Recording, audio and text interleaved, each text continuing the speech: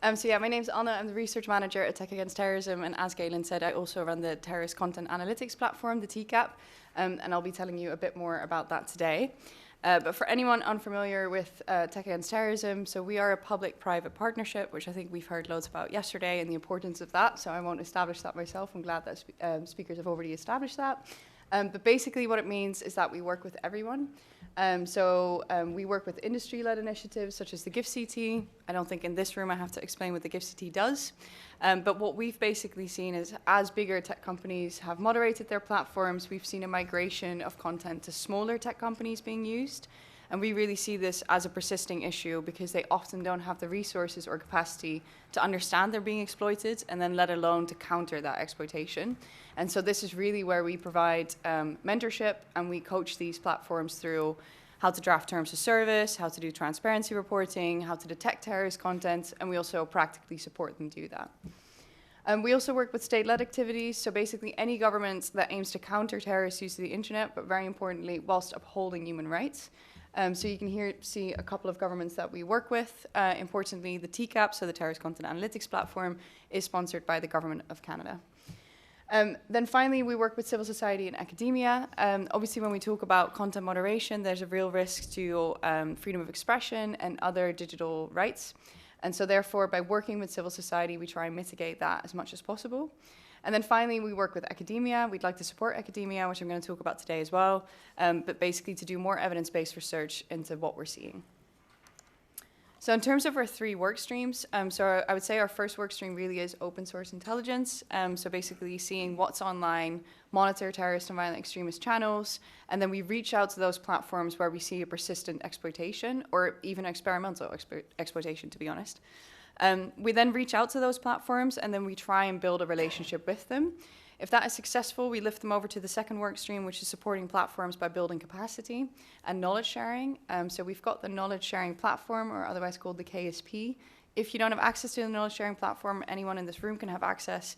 It's basically, it teaches people or content moderators or any industry stakeholder everything you kind of need to know in order to be able to moderate terrorist content. So it has tips on transparency reporting, policy, best advice, regulatory maps, but also symbol compendiums and a whole host of things. We also do a lot of regulatory analysis. I think we already spoke about regulation a bit yesterday, but obviously making sure that tech companies know what is expected of them. And this is really where we provide more practical advice as well. And then importantly, we provide mentorship. So we provide mentorship for two things. One is for GIFCT membership, and one is for Tech Against Terrorism membership. The GIFCT, we pass tech companies to them, and then they decide whether they can become a member of the GIFCT. For Tech Against Terrorism, if they do pass the Tech Against Terrorism mentorship process, then they become an automatic member with Tech Against Terrorism. And then finally, we build the software and tools ourselves as well. We are in a lucky position that we work with developers and data scientists, so that has enabled us to build the TCAP, which I'll explain later. So what is the TCAP? Basically, it alerts terrorist content to tech companies when we detect it on their platforms. So basically, we do this through our open source intelligence capacity, but also through a limited but growing range of scrapers. From that, we take URLs that have official terrorist content produced by a terrorist entity in scope. And then we verify it to see if it is actually official material by a particular media outlet. And then we classify it as well to see if it has PAI, whether it's particularly graphic, and a whole range of other criteria. Then we submit it to the TCAP. The TCAP then automatically alerts these URLs to tech companies. It hashes the URL, and we are going to begin hash sharing with the GIFCT hash sharing consortium. And then we really measure our success in the status checking. So the sooner the URL goes offline, we believe the better, because otherwise it has the chance to exponentially sort of cross the internet. And then finally, what I'm going to talk more about today is that we're also expanding this, and we're building an archive of terrorist content. And that really is to help, well, actually, let me go to my next slide. So really that is to support academia in doing more data-driven research, to basically share more data. Also very importantly, and I think especially this week, we are also going to document war crimes evidence and see if we can share that with relevant parties. So this is something that I think we're all very committed to. This will also help with legal compliance for tech sectors, because they sometimes have to archive material, they might miss it, and we might have it on our archive. And then also importantly, we're focusing on hashing as well. and transparent hashing, because we're going to have the content with the accompanying hash, so we can look behind the hash, basically. So today, that was my introduction, so I'll now go through the whole report. But basically, I'm going to talk quickly about actually what does the data of the TCAP enable us to do. And this is one of the reports that we were able to do based on that data. It's called Patterns of Online Terrorist Exploitation. And basically, we looked into basically the submissions and alerts, and I'll talk about that in a second, per geographic region where tech companies were hosted, the size of those tech companies, and then the type of those tech companies. And then we could kind of see trends there. So before I dive into this, the methodology was basically, we started alerting in November 2020, and then we finished this data capture in January 2023, which gave us about 40,000 URLs containing terrorist content that we submitted to the TCAP. 25,000 of those were alerted through the TCAP to 98 tech companies. That difference in number is that sometimes the material is hosted on terrorist-operated websites. Sometimes we don't actually have any tech platform details yet, so we have to establish a relationship first. And sometimes the material already goes offline, so we don't alert any content that has already been taken offline. The first thing I'll really say before I dive into these conclusions is that at this time, we only alerted material produced by designated terrorist organizations, which was mostly Islamic State, Al-Qaeda, official affiliates, and then far-right designated material. This really obviously skews some of these conclusions because I'm talking about official content only. Right, so diving into this slide.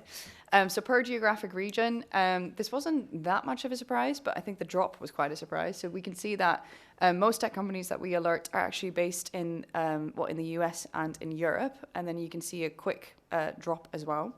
So this really, it didn't surprise us. But what did surprise us is that we saw that we didn't have loads of European tech companies that we actually reached out to. And so this is where we're expanding our efforts. Per size, I think if people are familiar with Tech Against Terrorism, we've been saying that small tech companies are at risk for a very long time. So in a way, this report really it calmed us down a bit because we could see the assumption was tested in data. So in some news, or in some ways, good news. So what we saw is that small and medium-sized platforms are mostly exploited by terrorists versus large platforms, not that much. What we did see is when large platforms do have an exploitation, it's usually hidden a lot better.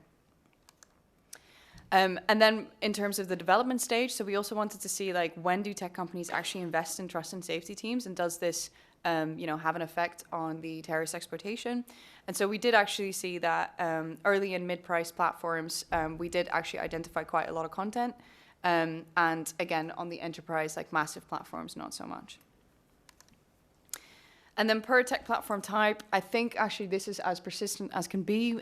File sharing platforms over the last 3 years have been the most alerted platform that we've seen to host terrorist content, mostly on the Islamist terrorist content side, but the far right is also experimenting with it.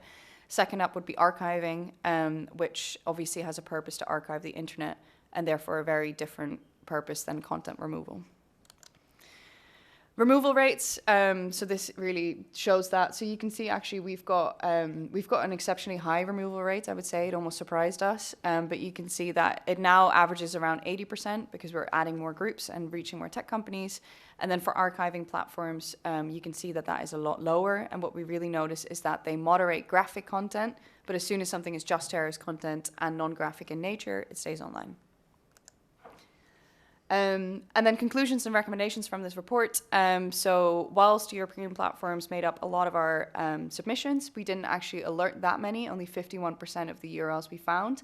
And therefore, we are actually expanding through Tech Against Terrorism Europe, which I'm happy to go in over the break if anyone has any questions. We're not doing that alone. We're doing that with consortium partners such as Dublin City University and Swansea University.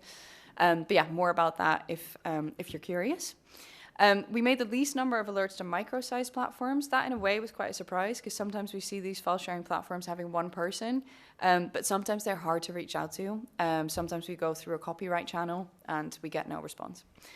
In terms of better collaboration, definitely we think that starting tech companies, especially ones that have the ability to grow very quickly, such as Clubhouse and COVID, for instance, they really have to invent in trust and safety teams very quickly. Otherwise, that persistent exploitation will just grow.